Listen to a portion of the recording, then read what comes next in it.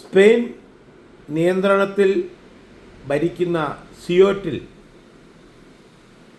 അതിക്രമിച്ചു കയറിയ മൊറോക്കോയിൽ നിന്നുള്ളവർ അതിശക്തമായ എതിർപ്പുകളോടുകൂടി സ്പെയിൻ അതിക്രമിച്ചു കയറിയവരെ മുഴുവൻ തന്നെ തിരിച്ചയച്ചു. സത്യത്തിൽ ഇത്തരത്തിലുള്ളൊരു ഓപ്പറേഷൻ നടത്തുമ്പോൾ കലാപമുണ്ടാവാറുണ്ട്, വെടിവെപ്പുണ്ടാകാറുണ്ട്, ഒരുപാട് ജീവൻ പോകാറുണ്ട്. ഇതൊന്നുമില്ലാതെ ഈ അതിക്രമിച്ചു കയറിയവരെ മുഴുവൻ തിരിച്ചയക്കാൻ സ്പെയിനിന് കഴിഞ്ഞു എന്നുള്ളത് വളരെ അഭിനന്ദനാർഹമാണ്. എങ്ങനെ സാധിച്ചു എന്ന് ചോദിച്ചാൽ, ശക്തമായ സേനയുടെ ഇടപെടലുകൾ തന്നെയാണ് വന്നവരെ തിരിച്ചു പറഞ്ഞയച്ചു. പേടിപ്പെടുത്തിയും പറഞ്ഞും മനസ്സിലാക്കി അവരെ തിരിച്ചയച്ചു. ഇന്ന് ലോകരാജ്യങ്ങൾ മുഴുവൻ നേരിടുന്ന വലിയൊരു പ്രശ്നം തന്നെയാണ് ഈ കുടിയേറ്റ പ്രശ്നം. ഓരോ രാജ്യവും അവരുടെ രാജ്യത്തുള്ളവർക്ക് വേണ്ട സുരക്ഷിതത്വം ഉറപ്പിക്കുമ്പോൾ അതിന് തന്നെ കഷ്ടപ്പെടുന്ന സമയമാണ് ഈ കാലഘട്ടം കടന്നുപോയിക്കൊണ്ടിരിക്കുന്നത്. ഈ സമയത്ത് ഒരു രാജ്യത്ത് നിന്ന് അതിക്രമിച്ച് കുടിയേറി പാർക്കാൻ കൂട്ടമായ ആൾക്കാർ വന്നാൽ സ്വാഭാവികമായി ആ രാജ്യത്തിൻ്റെ കെട്ടുറപ്പ് തന്നെ പൊട്ടി നശിച്ചു പോകാൻ ഇടവരുന്നു. അമേരിക്കയിൽ ഡൊണാൾഡ് ട്രംപ് വന്നപ്പോൾ ആദ്യം ചെയ്തത് എന്തായിരുന്നു? അമേരിക്കയുടെ ബോർഡറായിരുന്നു മെക്സിക്കോ. മെക്സിക്കോയും അമേരിക്കയും തമ്മിൽ വെറുതെ ഒരു കമ്പിവേലി പോലും ഇല്ലാത്ത ഭാഗങ്ങളില്ലാത്ത ഒരു ബോർഡർ നിലനിന്നിരുന്നു. അമേരിക്കയിലെ കൂലിവേലകൾ മുഴുവൻ തന്നെ മെക്സിക്കോയിൽ നിന്ന് കടന്നു വന്നാണ് അവിടെ ഇല്ലീഗലായി ചെയ്തുകൊണ്ടിരുന്നത്. തോട്ടപ്പണി, കൃഷിപ്പണി, മറ്റ് കൂലിപ്പണി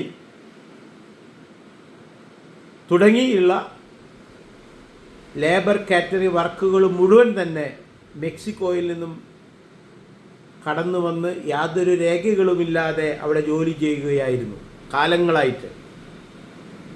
അധ്വാനിക്കാൻ ആരോഗ്യമുള്ളവർക്ക് അമേരിക്കയിൽ ഇല്ലീഗലായി ജോലി ചെയ്യാൻ വളരെ എളുപ്പമായിരുന്നു. കാരണം അവിടെ റോട്ടിൽ കൂടെ നടന്നു പോകുമ്പോൾ പ്രത്യേകിച്ച് ചെക്കിങ്ങോ ഒന്നും തന്നെ ഇല്ല. എന്നെങ്കിലും എവിടെയെങ്കിലും ഒരു പ്രശ്നത്തിൽ ചെന്നപ്പെട്ടാലേ അമേരിക്കയിൽ പ്രശ്നമുള്ളൂ. അല്ലെങ്കിൽ സുഖമായി ജീവിതം മുന്നോട്ട് കൊണ്ടുപോകാൻ അമേരിക്കയിൽ പറ്റുമായിരുന്നു. അങ്ങനെയാണ് ഈ മെക്സിക്കോയിൽ നിന്ന് ചാടിക്കടന്നു വന്ന് അമേരിക്കയിൽ സുഖമായി ജീവിക്കുന്ന ഒരുപാട് പേർ നമുക്ക് കാണാൻ സാധിക്കും. പണ്ട് കാലങ്ങളിൽ മെക്സിക്കോയിൽ നിന്ന് ചാടിക്കടന്ന് വന്നവർ അമേരിക്കയിൽ സ്ഥിരതാമസമാക്കി യാതൊരു രേഖകളുമില്ലാതെ കൊല്ലങ്ങളോളം താമസിച്ച് അവിടെ ഓരോ ജോലികൾ ചെയ്ത് ജീവിച്ചവർക്ക് പിന്നീട് വന്ന അമേരിക്കയിലെ പ്രസിഡന്റുമാർ 30 വർഷവും 20 വർഷവും 10 വർഷവുമായ ഇത്തരത്തിലുള്ള ആൾക്കാർക്ക് സിറ്റിസൺ വരെ കൊടുത്തു. അങ്ങനെ പണ്ട് കാലങ്ങളിൽ മെക്സിക്കോയിൽ നിന്നും അല്ലെങ്കിൽ ഇന്ത്യയിൽ നിന്ന് എവിടെ നിന്നും ചെന്നവരൊക്കെ യാതൊരു രേഖകളും ഇല്ലാതെ ഇരുന്ന് 20 വർഷമാണെന്ന് തോന്നുന്നു, അതോ 10 വർഷമോ തുടർച്ചയായി അവിടെ താമസിച്ചിട്ടുണ്ടെങ്കിൽ ആ രേഖകളുടെ അടിസ്ഥാനത്തിൽ അവിടുത്തെ സിറ്റിസൺ അമേരിക്കൻ സർക്കാർ കൊടുത്തിരുന്നു. ഒരു പരിധിവരെ ഇപ്പോഴത്തെ പ്രസിഡന്റ് ഡൊണാൾഡ് ട്രംപ് ഒരു മെക്സിക്കോക്കാരനാണ്. എങ്ങനെ അവിടെ വന്നു എന്ന് ഞാൻ പറയുന്നില്ല. അതുപോലെ ഇന്ത്യയിൽ നിന്നും പണ്ടുകാലത്ത് ടൂറിസ്റ്റ് വിസയിൽ പോയി അവിടെ എസ്കേപ്പായി ഒളിച്ച് ജീവിച്ച് 10-20 കൊല്ലം കഴിഞ്ഞ് ഇതുപോലെ സർക്കാർ കൊടുക്കുന്ന ആ ഇളവിൽ അവിടുത്തെ സിറ്റിസനായ ഒരുപാട് പേരെ നമുക്ക് കാണാൻ കഴിയും. അതിൽ മലയാളികൾ വരെയുണ്ട്. ഞാനൊരു മലയാളിയെ നേരിട്ട് കണ്ടില്ലെങ്കിലും ഫോണിൽ സംസാരിച്ചിട്ടുണ്ട്. സായിപ്പായിട്ട് അമേരിക്കയിൽ ജീവിക്കുന്നു. സ്വന്തമായി ഏക്കർ കണക്കിന് സ്ഥലങ്ങളുണ്ട്. കല്യാണം കഴിക്കാത്ത ഒരു സായിപ്പ് മലയാളി. അദ്ദേഹം മലയാളം പറയാറില്ല. അങ്ങനെ ആരോ എനിക്കൊരു രഹസ്യ ഇൻഫർമേഷൻ തന്ന് ഞാൻ ഫോണിൽ കൂടി അദ്ദേഹത്തിൻ്റെ നമ്പർ തന്ന ആളെ ഞാൻ ഈ പാർട്ടിയെ വിളിക്കുകയാണ്. അപ്പോൾ ഇയാൾ മലയാളം സംസാരിക്കാൻ ആദ്യം തയ്യാറല്ല. പിന്നീട് മലയാളത്തിൽ ഞാൻ സംസാരിപ്പിച്ചു. അവസാനം അദ്ദേഹം സംസാരിച്ചു. കാണാൻ എന്നാലും തയ്യാറായില്ല. കാരണം പിന്നെ കുറേ ദൂരമായിരുന്നു. അപ്പോൾ ഇത്തരത്തിലുള്ള ഒരുപാട് പേർ അമേരിക്കയിലുണ്ട് എന്നുള്ളതാണ് സത്യം.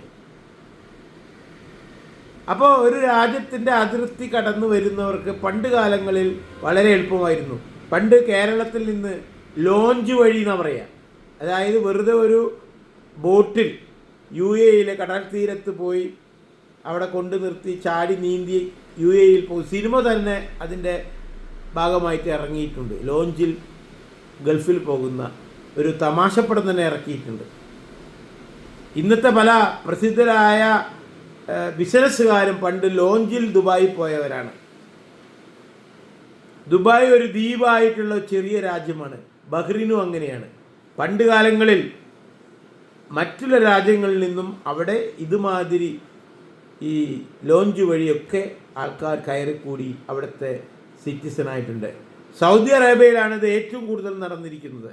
കാരണം സൗദി പണ്ടും മക്കയിൽ പ്രാർത്ഥിക്കാനായി ലോകരാജ്യങ്ങളിലെ പല ഭാഗത്തു നിന്നും ഉംറ വിസ എടുത്ത് അവിടെ ആഴ്ചയിൽ ആൾക്കാർ വന്ന് പ്രാർത്ഥന നടത്തും. മക്കയിലും മദീനയിലൊക്കെ പലരും തിരിച്ചു പോകാറില്ല.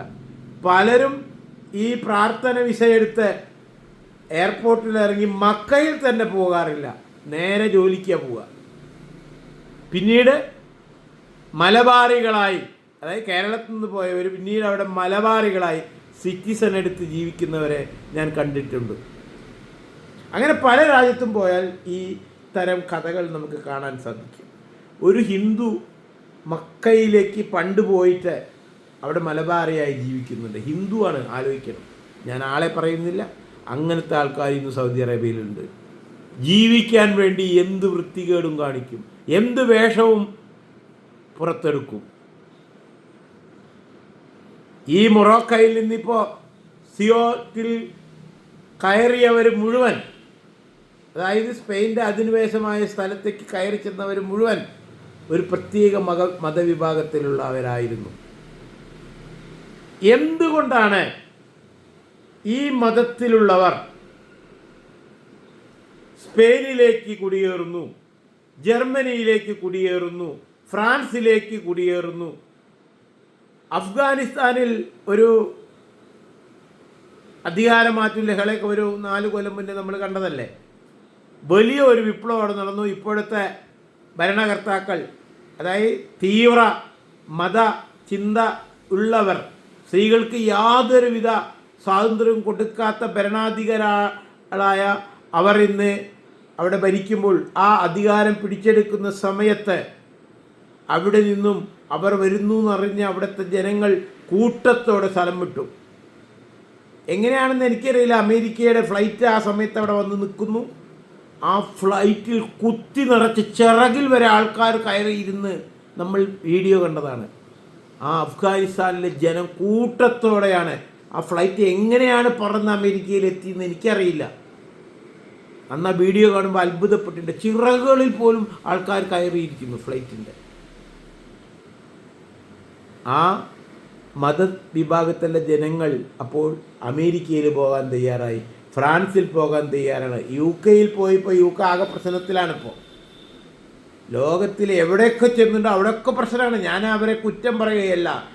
അവർ ആരും തന്നെ ഈ കുടിയേറി പാർക്കാൻ അവരുടെ മുസ്ലിം രാഷ്ട്രം തിരഞ്ഞെടുക്കുന്നില്ല. എന്തുകൊണ്ട്? ഇതാണ് എൻ്റെ ചോദ്യം.